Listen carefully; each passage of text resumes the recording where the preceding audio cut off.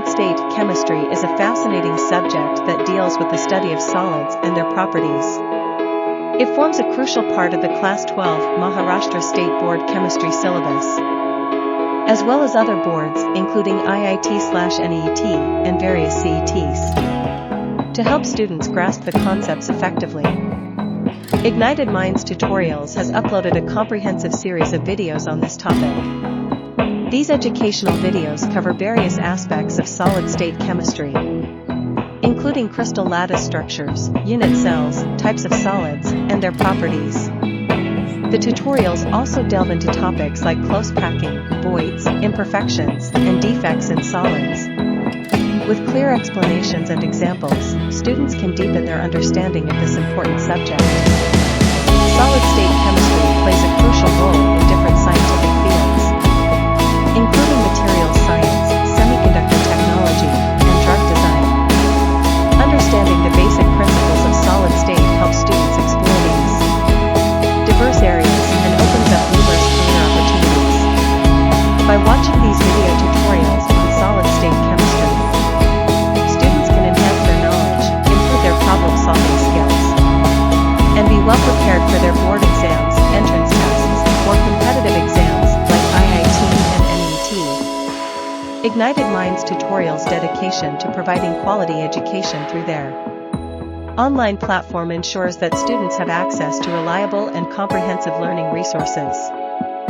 So, dive into the world of solid-state chemistry and ignite your mind with these enlightening videos.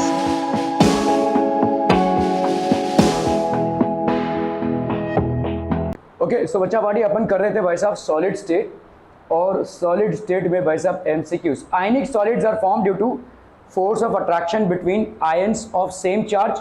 होगा ये correct? Same charge की opposite charge. ठीक है, force of attraction between ions of opposite charge. इसीलिए देखो सवाल को ध्यान से पढ़ा करो, यहाँ पे सेम चार्ज नहीं होगा, it will be opposite charge. ठीक है, okay. Force of repulsion between ions of same charge. ठीक है, और both B and C. B and C.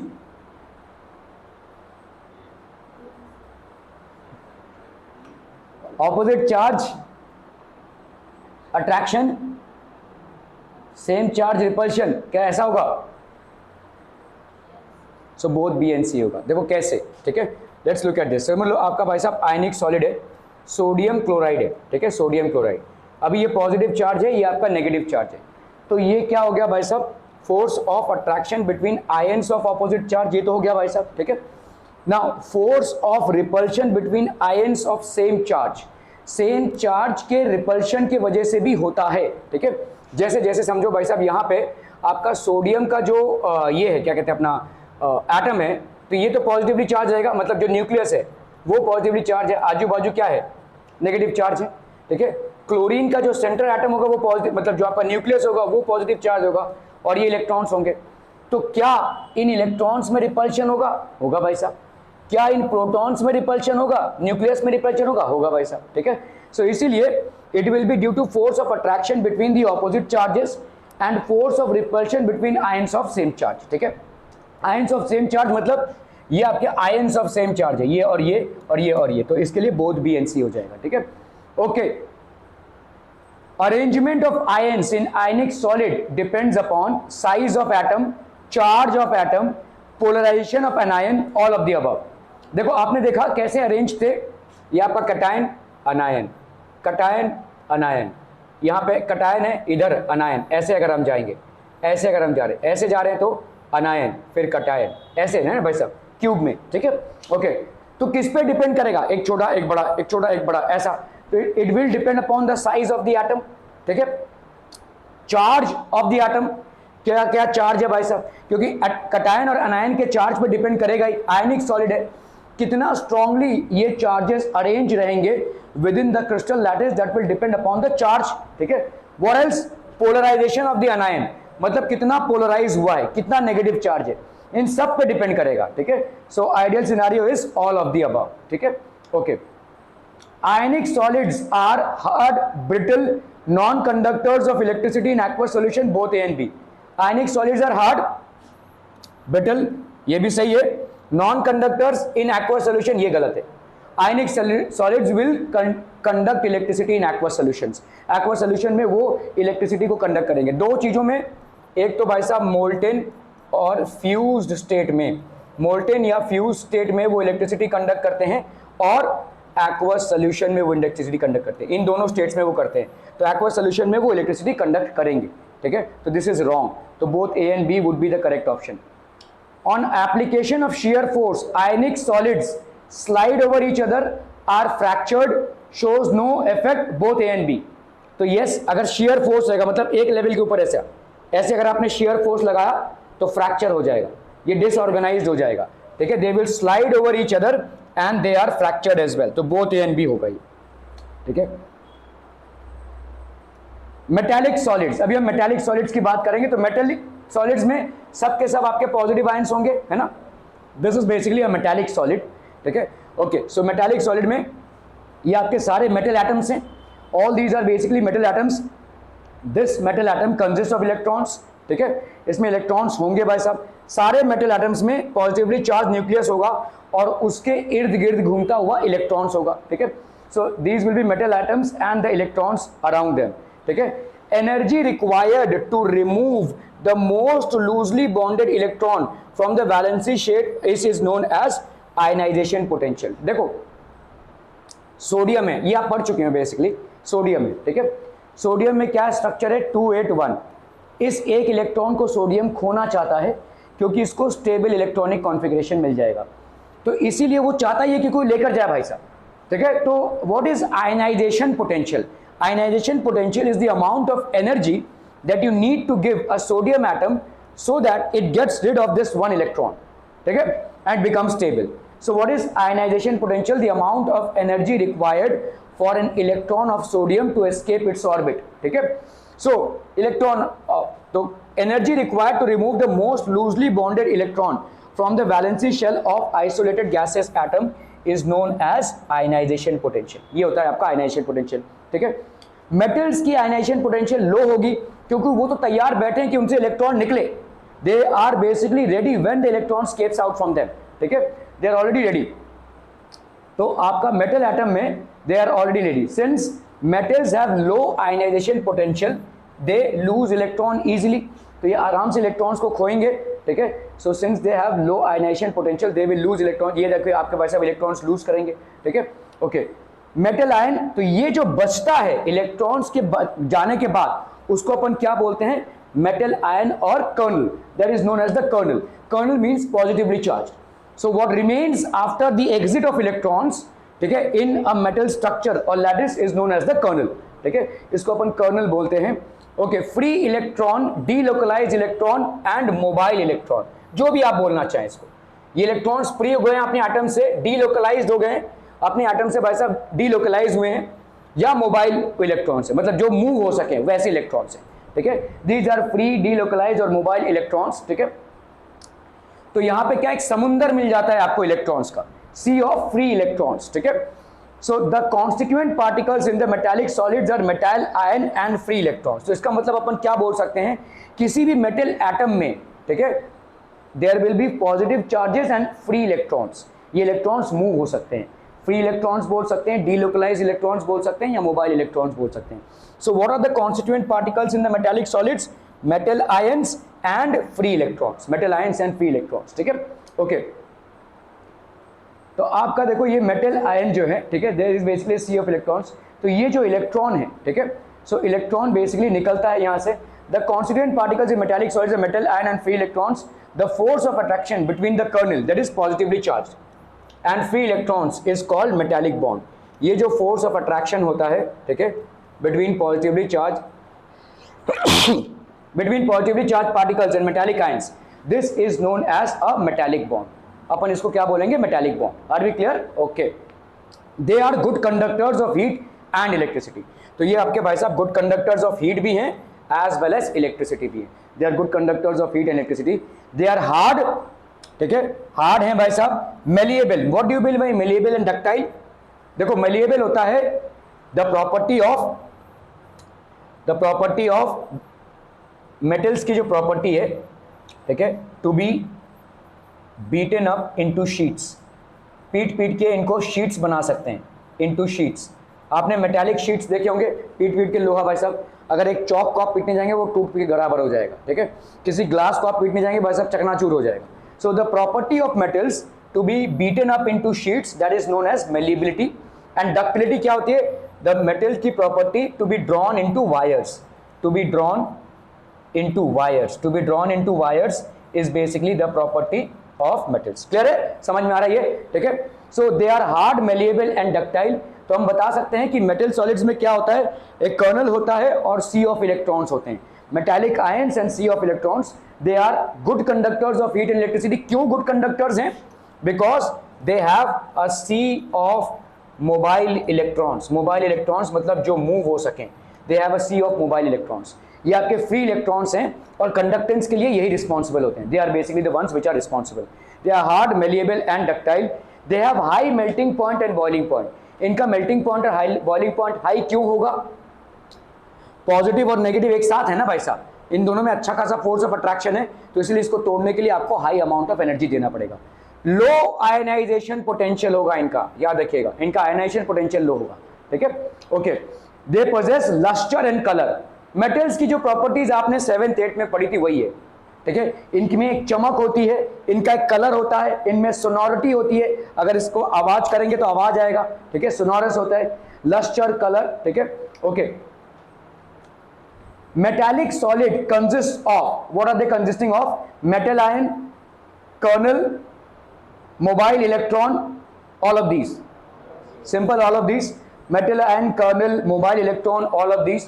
Kernel is basically the positive part, ठीक है, और metal ion तो कंसिडर करेगा उसमें mobile electron, so this will be all of these. Okay, kernel is what people?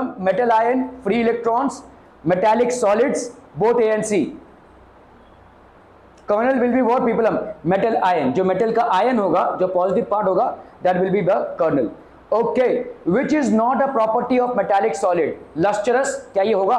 Metallic solid का property है shine रहेगा इसमें, ठीक है। सॉफ्ट, ये गलत है, ठीक है। हार्ड होगा इनका, ठीक है, they will be hard. High melting point, correct. Good conductor of electricity and heat, this is also correct, this is not correct. Exception क्या है यहाँ पे? एक्सेप्शन, एक्सेप्शन, एक्सेप्शन है आपका सोडियम एंड पोटेशियम, ठीक है। एक पनीर के टुकड़े को जैसे आप नाइफ से काट सकते हैं, वैसे ही सोडियम और पोटेशियम के पीस को भी आप काट सकते हैं, ठीक है। So these are basically exceptions, ठीक है। ओके, चलिए भाई साहब, soft. Okay, metallic bond is force between dash and dash, force of attraction between atom and ion, ठीक है। Force of attraction between metal ion and free electron, ठीक है। Force of attraction between kernel and mobile electrons, both B and सी, ठीक है। तो आपका both B and सी हो जाएगा, ठीक है। Metal ion and free electron and kernel और मोबाइल इलेक्ट्रॉन, ठीक है, दोनों भी आपका सही हो जाएगा। So both B and C. Are we clear on this one people? Okay okay okay. Covalent और नेटवर्क सॉलिड्स, कोवैलेंट और नेटवर्क सॉलिड्स क्या होते हैं?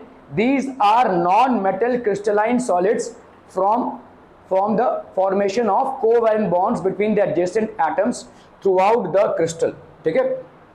सो ये आपके क्या है भाई साहब? Non-metal crystalline solids from the formation of covalent bonds between adjacent atoms throughout the crystal. These are giant molecules.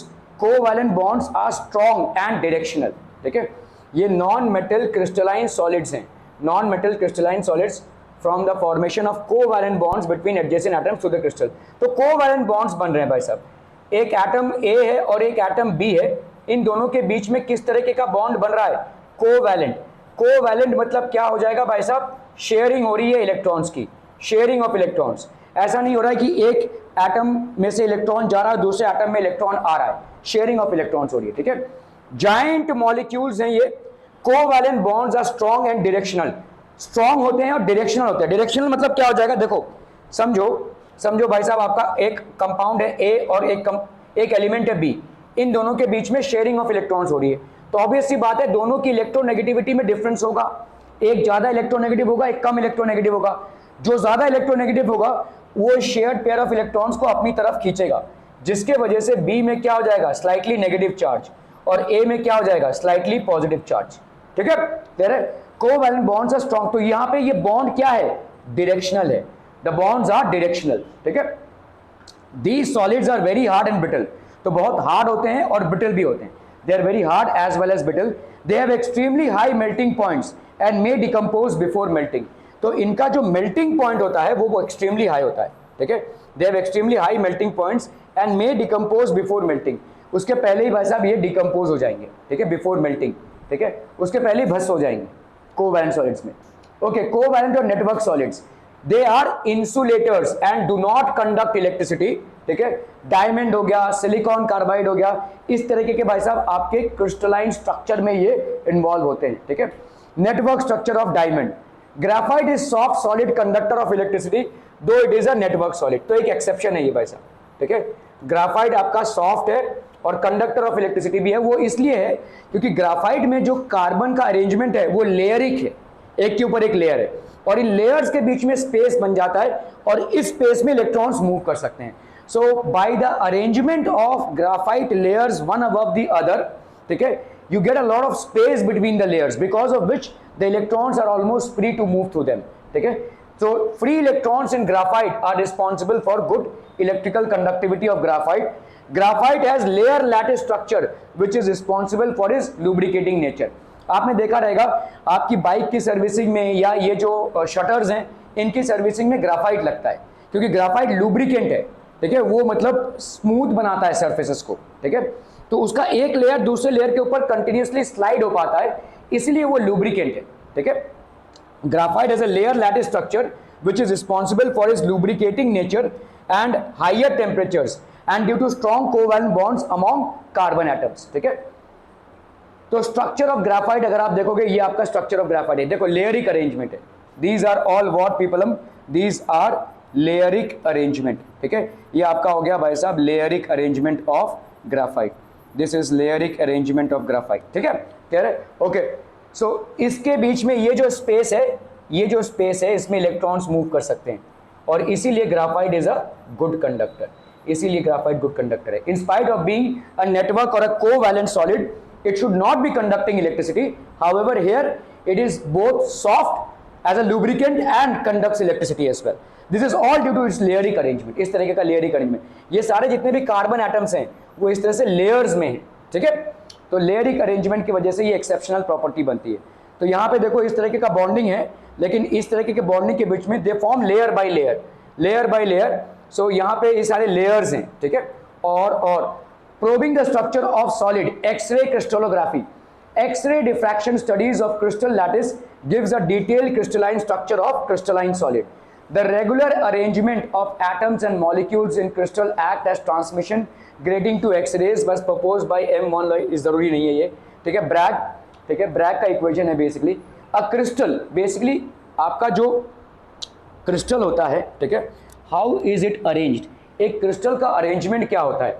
A crystal is composed of a series of equally spaced atomic planes. तो यहाँ पे भाई साहब ऐसे atomic planes हैं, ठीक है, atomic planes, ठीक है, and act as a transmission grating, but also as reflecting grating. ये आपको अभी जरूरत नहीं है। If the reflected waves not required. Covalent solids are क्या हो जाएंगे भाई साहब, non-metal crystalline solids, covalent in nature, have high melting points, all of the above, all of the above हो जाएगा भाई साहब, ओके। तो हमने भाई साहब सारे सॉलिड्स की स्टडी की हुई है यहाँ पे, ठीक है, आपका मेटल्स, आपके कोवैलेंट सॉलिड्स, ठीक है, मॉलिक्यूलर सॉलिड्स, आयनिक सॉलिड्स। अभी हम धीरे धीरे मूव करेंगे कि कैसे क्रिस्टल लैटिस में इनका अरेंजमेंट होता है और कैसे कैलकुलेशंस होते हैं, ठीक है, how are they basically calculated, इसका साइज कैसे कैलकुलेट करते हैं, दो एटम्स के बीच में भाई साहब जो पॉइंट है उसको कैसे हम कैलकुलेट करते हैं, these are the things which we are going to consider as of now, ठीक है, okay. Thank you so much for your valuable time today पीपलम।